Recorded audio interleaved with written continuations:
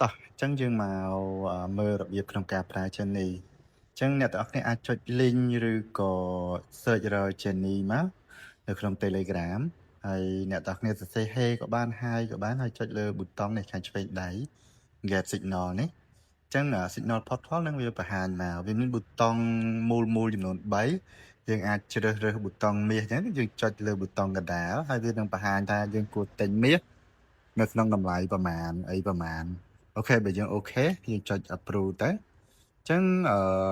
វានឹងតន្ន័យវានឹងចូលមកនៅក្នុង data នេះ data នេះវាមានsignal ផ្សេងៗដែលយើង approve ហើយនឹង signal ផ្សេងៗដែល Jenny វានឹងធ្វើការដោយស្វ័យប្រវត្តិហើយលទ្ធផលហើយមួយនេះគឺជា license អញ្ចឹង license របស់យើងគឺមាន3ជម្រើសតែតាំងជាមួយនឹងប្រចាំខែប្រចាំឆ្នាំឬក៏មួយជីវិតអ្នកទាំងគ្នាអាចចូលមកមើលបានហើយនេះគឺជាការ download EA យកទៅប្រើពេលអ្នកទាំងគ្នាមាន license ហើយវានឹងឃើញទាំងអស់នេះតែបើអ្នកទាំងគ្នាអត់ទាន់មាន license ទេមានឃើញតែ free ទេfree ហ្នឹងបើនេះ download តាមកុំព្យូទ័រខ្ញុំកំពុងតែរកមធ្យោបាយធ្វើម៉េចឲ្យយើង download តាមទូរស័ព្ទដៃបានសម្រាប់អ្នកទាំងគ្នាយកទៅតម្លើងជាមួយនឹង MT5 ពេលចុចមកវាចេញពណ៌ខ្មៅអញ្ចឹងដោយសារតែយើងអត់ទាន់ត្រូវវិធីឲ្យវា download នៅនេះហើយឲ្យចេះនេះផ្ញើទៅឲ្យទាំងអស់គ្នាចឹងថាយើងស្អែកបានយើង update ចំណុចហ្នឹងអូខេ